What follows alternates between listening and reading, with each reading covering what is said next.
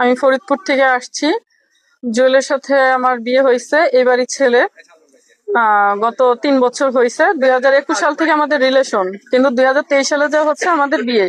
2023 সাল থেকে জুয়েল আমার কাছেই ছিল। গত বছরের রোজার ঈদে হচ্ছে জুয়েল এখানে আসে আসে কারণ আমরা আবার কোম্পানি চেঞ্জ করছি, জুয়েল এই বাড়িতে আসার পরে হচ্ছে জুয়েল আর ওই বউ উঠায় না ঘরে।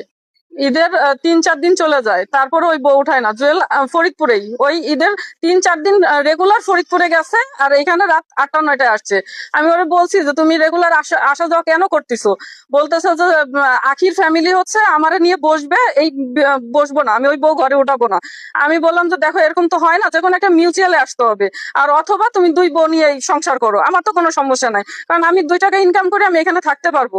আর আমি তালাক জিনিসটা আমি অপছন্দ করি, আমার লাইফে আমি অপছন্দ করি, সেই জিনিসটাই হচ্ছে আমি বলছি। বলার পরে হচ্ছে এখানে বড় আপা আসে, ভাই ব্রাদার মিলে সবাই হচ্ছে রাফরে ঘরে উঠাই দিয়ে যায়। ঘরে উঠাই দেওয়ার পরের দিনও জুয়েল ফরিদপুরে যায়, তারপরের দিনও যায়। এটা নিয়ে হচ্ছে একটা ঝামেলা তৈরি হয়। ঝামেলা তৈরি হওয়ার পরে রাফও আমার ফোনটা রিসিভ করে। রাফর আমি সব সত্যি কথা বলি যে আমার বিয়ে হয়েছে বা ইয়ে হয়েছে, আপনি আপনার জায়গায় থাকেন, আমি আমার জায়গায় থাকি, আপনার সংসার আমি কখনোই ভাগ নিতে যাব না, আমি শহরেই থাকবো। কিন্তু আপনি যদি এরকম করতে থাকেন তাহলে তো আমার অধিকার নেওয়ার জন্য আমার যাইতে হবে।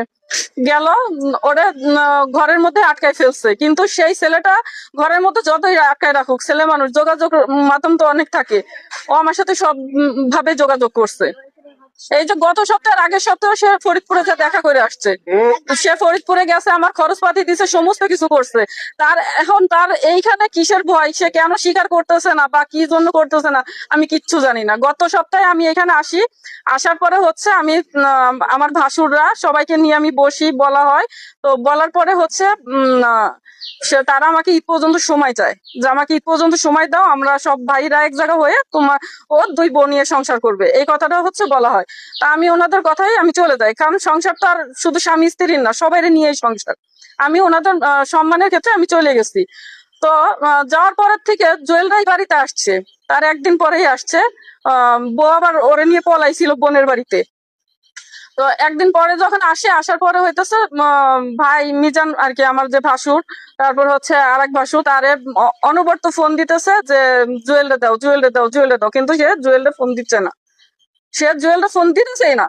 তো সেই ক্ষেত্রে হচ্ছে যখন আমি এই কথাগুলো আমি জানতে পারি যে জুয়েলরে ফোন দিতেছে না, জুয়েলরে ঘরের থেকে বেরোতেও দিতেছে না। কালকে যখন বেরোইছে সে আখির সাথে, তার মানে ওই রাফুর সাথে, তাই আমি জানলাম কোথায়? তোমার আর কি, যদি জুয়েল আমারে না বলে, কালকে যে বেরোইছে এটা তো আমার জানার কথা না। ও না বললে তাহলে ও আমাকে বলছে বিধায় তো আমি জানি। তার মানে যখন যেটুক হয়, টুক করে একটা মেসেজ বা একটা ফোনে কলে আমার সংবাদ এতটুকু আমাকে দিতে পারতেছে। তো কালকে যখন বেরোইছে, তারপরে হচ্ছে আমি একটা সিদ্ধান্ত নিই যে আমার হুট করে আমার আসতে হবে, নইলে আমি হাতে নাতে আমি ধরতে পারবো না। এই সমস্যার সমাধান আজ পর্যন্ত আমি পাবো না। বিয়ে হয়েছে এর এই প্রমাণ কিছু আছে? হ্যাঁ, প্রমাণ আছে। কি প্রমাণ আছে সেটা? প্রমাণ সবকিছুই আছে। প্রমাণ কি আছে দেখেন দেখি। আর হচ্ছে আপনার এটা কি প্রমাণ? আপনার কি কাবিন আছে? হ্যাঁ, কাবিননামা আছে। কাবিননামা না থাকলে পরে আমি আপনাদের সামনে আজকে এই কথাগুলো বলার, মিডিয়ার সামনে কথা বলার সাহস পাই?